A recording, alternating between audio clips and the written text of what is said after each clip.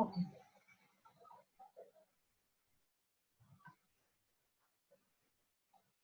Hello everyone, this is Pratibha Pandit from St. Andrews Institute of Technology and Management, Farrukhnagar, Gurugram. I am again here for presenting a lecture on geotechnology.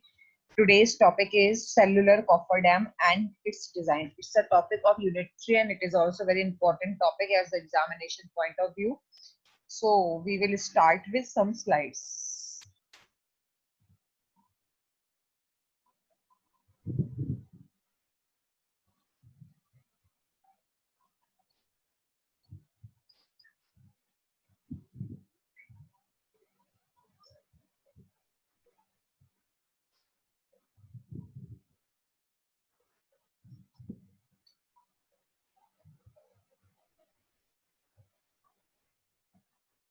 So what is cellular type of cofferdam?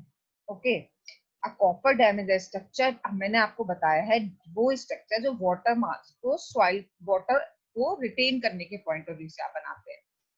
A cofferdam is a structure that retains water and soil that allows the enclosed area to be pumped out and excavated dry. This is cellular type of cofferdams. मतलब ये उसकी definition होगी. आप किसी भी construction site को चारों तरफ से जिस सेलुलर शेल शेप कॉफरडैम से सराउंड करते हो वो क्या होता है? Cellular type of cofferdam. A cofferdam commonly used for the construction of bridge, pier, other support structure built within the water. Cofferdams wall are usually formed from the sheet piles that are supported by rails and internal braces and cross braces. Cofferdams are typically dismantled. मतलब आपने dismantled का मतलब ये हो जाता है कि आपने जैसे कोई काम किया साइट पे, उसके बाद अब कॉफर डैम्स को अगर आप परमानेंटली नहीं कंस्ट्रक्ट कर रहे हैं तो आप उसको डिसमेंटल कर देते हैं, हटा देते हैं. After permanent works are completed, since coffer dams are usually constructed within the water, the sheet piles are installed using pre constructed templates that permit the correct positioning of each sheet pile from a barrage. ठीक है. अब इसके shape की बात करते हैं तो इसका शेप मैंने आपको बताया था कि इसको ऑलमोस्ट एक डिजायरेबल शेप के फॉर्म में, मतलब जैसी आपकी साइट होगी उसी के शेप में आप सेल्स को कनेक्ट कर करके इसको बनाएंगे. जैसे ये लाइन पे ध्यान दीजिए. A cofferdam can in essence be constructed in almost any desirable shape. ठीक है. दूसरा हम इकोनॉमिकल पॉइंट ऑफ व्यू से भी देखते हैं कि अननेसेसरली हम ऐसी जगह पे जहां पानी ऑलरेडी पेनिट्रेट नहीं हो सकता है वहां पे आप उस एरिया को एक्सक्लूड भी कर सकते हैं. For practical and reasons of economy most coffer dams are either rectangular और circular. In general, circular coffer dam offer advantages that they provide a more open excavation over the entire plant area when bracing is provided solely by the ring beams. ठीक है, तो ये आपको अपने हिसाब से देखना है कि आप कॉपर डैम वहां पे कैसा कंस्ट्रक्ट करेंगे. इसके बाद आप टाइप्स अच्छे से पढ़ेंगे. Braced copper dam, cellular copper dam and double wall, ये 3 टाइप के होते हैं. ठीक है, तो ब्रेस्ड कॉपर डैम्स कैसे होते हैं? जो सिंगल शीट पाइल वाले होते हैं.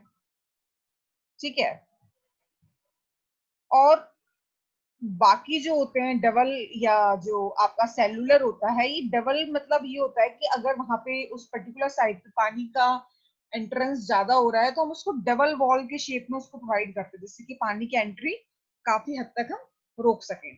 आप देखिए, इसको हम लोग डबल वॉल बोलते हैं. They are cofferdam and comprising 2 parallel row of sheets driven into the ground and connected together by a system of tie rod at one and more levels. ये आपको एज इट इज समझते हुए इन सारी theory को लिखना पड़ेगा, क्योंकि आप टेक्निकल लैंग्वेज का ही एग्जाम में यूज करें तो ज्यादा बेटर है. टाई रॉड को हम शीट पाइल वॉल के अपर पोर्शन पे कनेक्ट करते हैं. कैसे करते हैं इसके लिए मैंने आपको वीडियोस बताए हैं. जो हम एंकर्ड बर्ड हेड फॉर्म करते हैं कि आपने टाई रॉड से ऊपर को फिक्स कर दिया. जैसे आपने फ्री और फिक्स्ड अर्थ सपोर्ट मेथड पढ़ा होगा, तो फिक्स्ड और फ्री अर्थ सपोर्ट मेथड 2 मेथड थे शीट पाइल वॉल के कंस्ट्रक्शन के. उसमें उनके डायग्राम्स होते हैं, जो मैंने प्रीवियस लेक्चर आप फॉलो करिए, अपने नोट्स बनाते जाइए, आपको समझ में आएगा. उन डायग्राम्स में प्रेशर डिस्ट्रीब्यूशन कैसे हो रहा है वो देखना है. ठीक है, अब प्रेशर शीट पाइल जो वॉल आपने बनाई है उसकी किस किस पॉइंट पे कितना लग रहा है, उस हिसाब से हम लोग कॉफर डैम्स को भी फॉर्म करते हैं. ठीक है, आप ऐसे समझो, आपने एक वॉल अर्थ में डिग की है. ठीक है, तो उसके अपर पोर्शन पे प्रेशर, फिर प्रेशर वेरी करेगा और एक पर्टिकुलर एज हाइट पे प्रेशर क्या होगा, तो इस हिसाब से हम इनका कंस्ट्रक्शन को देखते हैं. ठीक है, ये एक व्यू है जो मैंने आपको ऑलरेडी बताया कि साइड कैसी भी हो सकती है, उसको आपको वैसी देखना है. तो ये शेल कनेक्ट करके शीट पाइल वॉल को एक से एक कनेक्ट करके हम उसका पूरा एरिया को कवर कर रहे हैं.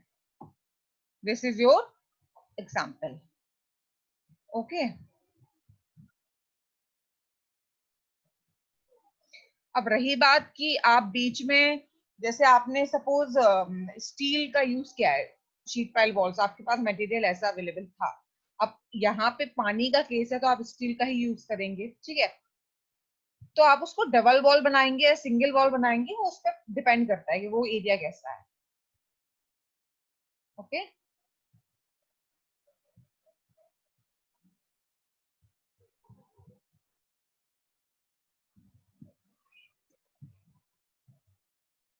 इसके बाद आती है design of cellular copper dams in rocks. देखिए, इसके लिए design of cellular copper dam can be done using one of the following methods.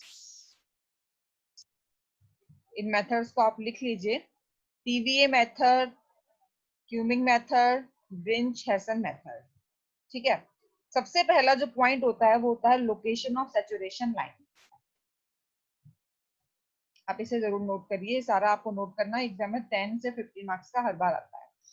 Location of saturation line का मतलब है कि आपको जिस एरिया पे कॉपर डैम बनाना है, एटलीस्ट आपको पता तो वहां पे वाटर टेबल क्या है, या जो सैचुरेशन लाइन है या जो पानी है वहां पे, जो पानी उस साइड पे आएगा उसका लेवल क्या है.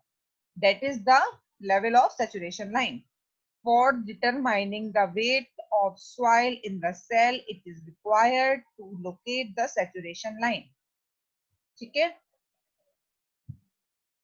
सैचुरेशन लाइन ड्राई सॉइल के लिए क्या है, सैचुरेटेड सॉइल के लिए क्या है, सबमर्ज सॉइल के लिए, सबके लिए अलग अलग सैचुरेटेड लाइन होगी ना, तो वो है ये. ओके, उस एरिया की स्लोप क्या है, ये सारी चीजों पे डिपेंड करती है आपकी सैचुरेशन लाइन का डिटर्मिनेशन. इसके बाद दूसरा पॉइंट आता है एवरेज विड्थ कॉपर डैम की. हमें कितनी विड्थ देनी है कॉपर डैम की. तो आप ये देखिए, इसके लिए हम क्या करते हैं, जैसे कॉपर डैम्स हम बना रहे हैं, एक शेल, फिर दूसरा शेल, फिर बीच में इंटरकनेक्टेड शेल भी होते हैं ना, ऐसे ही बताया था. तो area of one main shell plus area of one connecting shell by 12. ये आपको फॉर्मूला ध्यान रखना पड़ेगा, लिखना पड़ेगा एग्जाम में। 12 क्या है? Distance between centre to centre of main cell. आप ऐसे समझ लो जैसे प्रीवियस जो मैंने आपको फिगर बताया था, एक मिनट, ये बहुत सारे शेल्स कनेक्टेड है, ठीक है। ये आपका एक मेन सेल है, फिर दूसरा ये मेन सेल है, लेकिन बीच में एक इंटरकनेक्टेड शेल्स है। तो इसके मेन सेल से दूसरे मेन सेल तक के बीच की जो डिस्टेंस है वो आपकी 12 है। ये आपको फॉर्मूला ध्यान रखना है, ठीक है। तो एवरेज विड्थ का डिटर्मिनेशन हम करते हैं इस फॉर्मूले से, फिर हम इसको आगे डिजाइन करते हैं। Design of copper dam is made of section 1 metre long and uniform average width. The average width is obtained by equating the section modulus of the equivalent rectangular section of the actual section modulus। ये आप पूरा note कर लीजिए, हम average width का determination करते हैं saturation line के बाद। अब विड्थ निकालने के लिए एक और फॉर्मूले का यूज करते हैं, वो है 0.875 डी। ये भी नोट करिए। D is the diameter of main shell.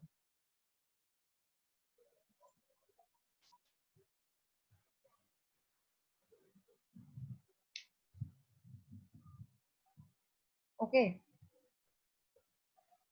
the above value of average width are assumed to be peripheric preliminary analysis।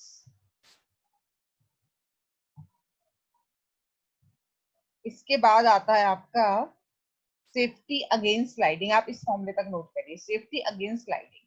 अब मेन इसमें स्लाइडिंग का ही होता है, तो आप उसके लिए क्या करेंगे?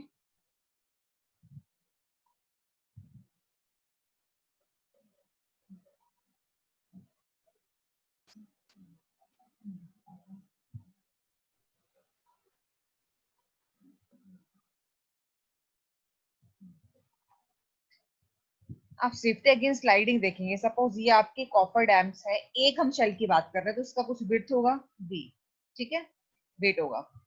अब जो आप इसमें सॉइल, जैसे सपोज ड्राई साइट है, ठीक है, आप इसको बना रहे हैं, तो कुछ सॉइल मास होगा जो कि कुछ प्रेशर एक्सर्ट करेगा। सपोज वो क्या है आपका P1 है। तो अगर हम प्रेशर डिस्ट्रीब्यूशन डायग्राम फॉर्म करते हैं तो हमेशा ट्राइंगल बनता है, क्योंकि हम ये मान के चलते हैं कि सरफेस पे प्रेशर ज्यादा हो, धीरे धीरे धीरे धीरे धीरे, सॉरी, सरफेस पे प्रेशर कम हो, धीरे धीरे धीरे प्रेशर बढ़ रहा है। ओके, तो ये मैंने प्रेशर डिस्ट्रीब्यूशन डायग्राम बना दिया एक शेल के लिए। वही जो मैक्सिमम होता है वो Hy3 पे होता है, ये मैंने आपको बताया था, ठीक है। The copper dam is subjected to a horizontal slide force due to water pressure. अब जो एक शेल है वहां पे कुछ तो सॉइल प्रेशर एक्सर्ट कर रही होगी, उसका प्रेशर डायग्राम ये है। दूसरा, आप जिस पानी को प्रिवेंशन रोक रहे हैं वो भी as a horizontal force exert कर रहा होगा, वो भी आपका अर्थ प्रेशर के रूप में, उसका भी फिगर मैंने ड्रॉ कर दिया, that is also a triangle. The sliding is resisted by the frictional resistance at the base of copper dam। It provides, ठीक है। अब इसमें हम क्या निकालते हैं? फैक्टर ऑफ सेफ्टी निकालते हैं, resisting force upon sliding force. तो रेसिस्टिंग दो फोर्स हैं यहाँ पे, ठीक है, रेसिस्ट करने वाले जो फोर्स है, PF plus PP by PD. PF क्या है? Resisting force at the base, जैसा हमने उसको बनाया है, और PP passive resistance of the worm on the dry side. इसमें हम एक वर्म शेप प्रोवाइड करते हैं, आप इसके बेस पर इस तरीके से वर्म प्रोवाइड करेंगे, ठीक है। ये हेल्प करता है इस प्रेशर को रेसिस्ट करने के लिए। ये आप वर्म जो शेप देख रहे हैं, इस शेप की कंस्ट्रक्शन की वजह से इसमें प्रेशर का जो अमाउंट होता है वो कम हो जाता है। पीएफ की वैल्यू क्या होती है? म्यू इंटू डब्ल्यू, ये आपको पता होना चाहिए, फॉर्मूला है। पीपी आपका पीपी और पीडी ये है, तो म्यू क्या है? कोएफिशिएंट ऑफ फ्रिक्शन, डब्ल्यू आपका सेल वेट है। तो इसकी हेल्प से आप और फैक्टर ऑफ सेफ्टी निकाल लेते हैं, स्लाइडिंग के लिए फैक्टर ऑफ सेफ्टी कितना है।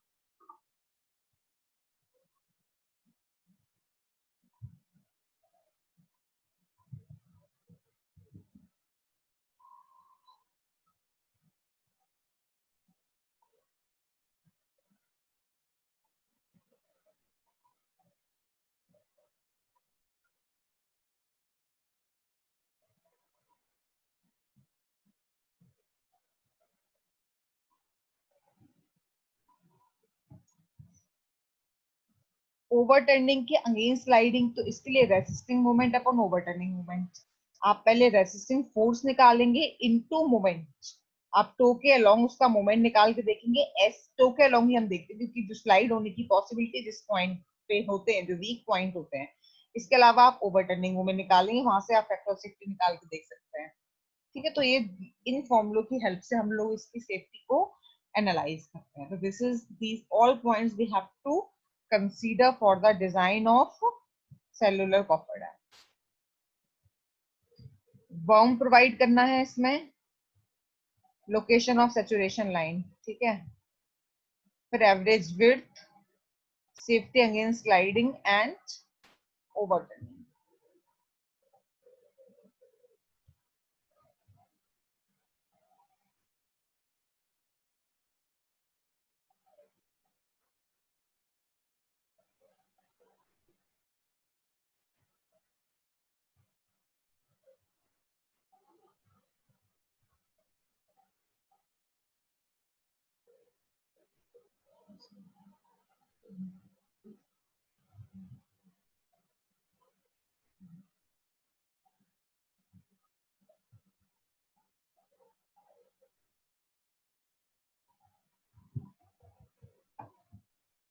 तो इन 4 पॉइंट्स को कंसीडर करके हम इसकी डिजाइन को कर सकते हैं।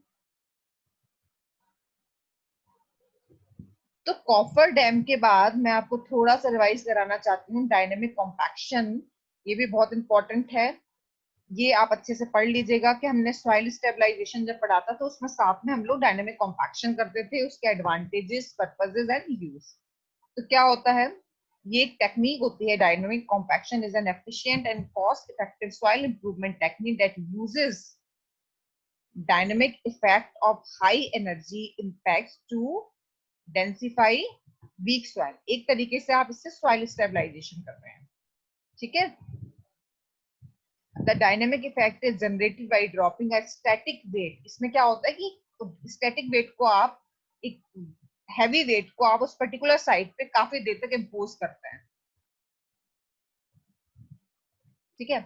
इसकी डेफिनेशन एज इट इज यहां से देखिए, dynamic compaction is a method that is used to increase the density of soil when certain subsurface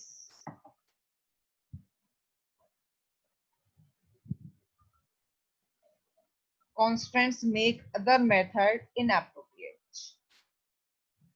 It is method that is used to increase the density of soil deposits. The process involved dropping a heavy weight repeatedly on ground at regular space interval.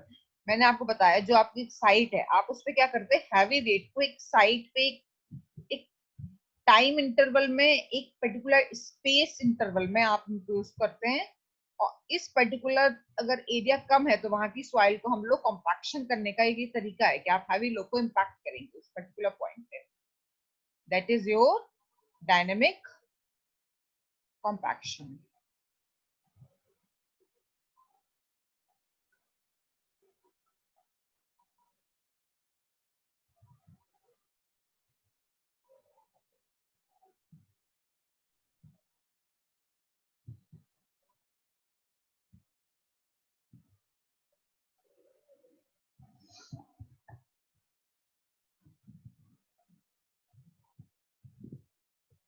The drop weight which manufactured from steel box and concrete।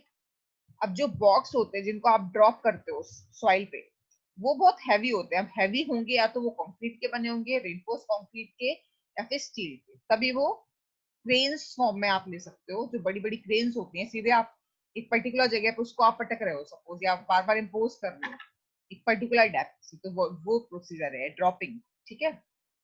The dynamic compaction used to improve the weak soil such as loose, medium to coarse grain soil with salt clay contains.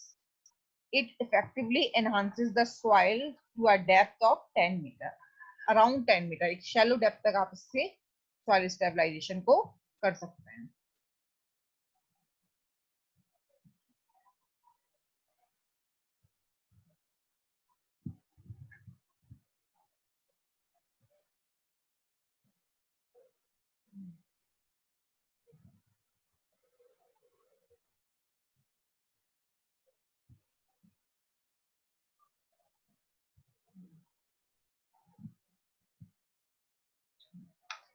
but it influences reach till 12-meter depth.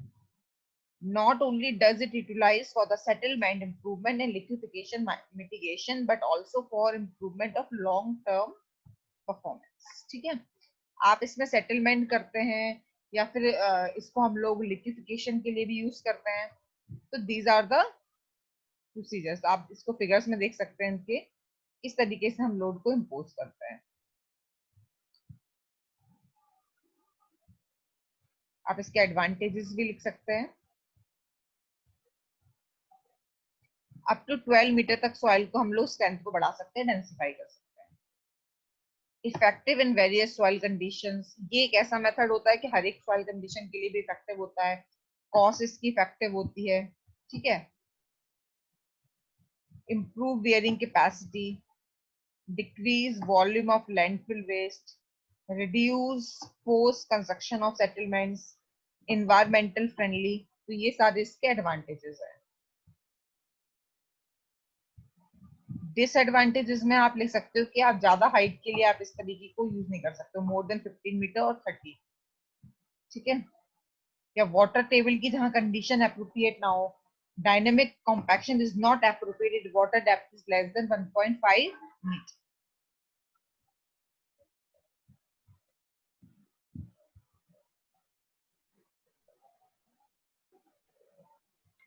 It cannot be applied if cohesive soil are located in the upper part of the compaction.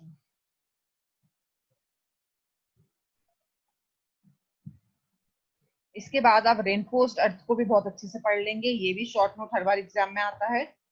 Reinforced अर्थ क्या होता है? Reinforced earth is a composite material formed by a friction between earth and the reinforcement.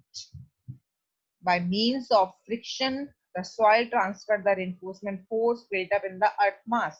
The reinforcement thus developed tension and earth behave as a reinforced earth. मतलब आप इसको देखिए, ये ऐसी soil थी, इसकी बेरिंग कैपेसिटी कम थी, तो हमने कुछ मेटल स्ट्रिप्स का यूज किया.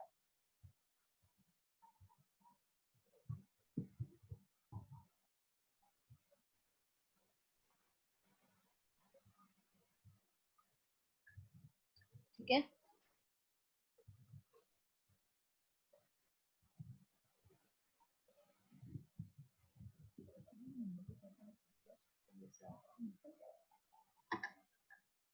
अब ये मेटल स्ट्रिप्स आपने लेड कर दी हैं, लेबर्स इनको लेड करती है, फिर सॉइल को डालती है, फिर कॉम्पैक्शन करती है. तो इस तरीके से रेनफोर्स्ड अर्थ सरफेस को हम क्या करते हैं, बनाते हैं और उससे सॉइल की स्ट्रेंथ को इंक्रीज करते हैं.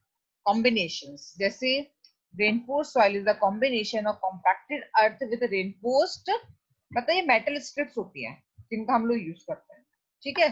आप इसका प्रिंसिपल और इसके भी एक दो मैंने वीडियोस बनाए हुए हैं, उनको भी अच्छे से देख लीजिए. मैं रिवीजन थोड़ा सा ले रही हूँ, ये टॉपिक्स को रिलेटेड है. Principle of reinforced soil. The principle of reinforced soil is that an induced material provides a tensile restraining force that reduces the lateral stress required to maintain the equilibrium of located soil.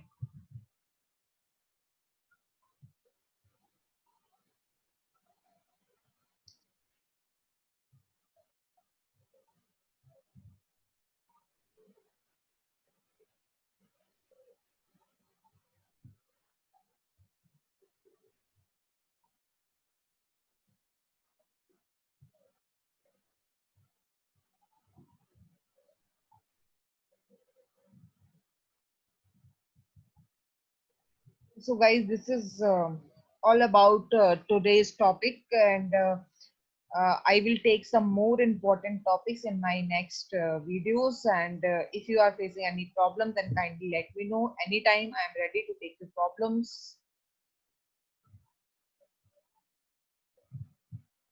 But one more thing I just want to tell you, that if you uh, uh, whatever I am telling you, the important questions, this is my personal experience, these are very important topic which I am repeating you. So just note down all these questions and prepare it accordingly. Thank you.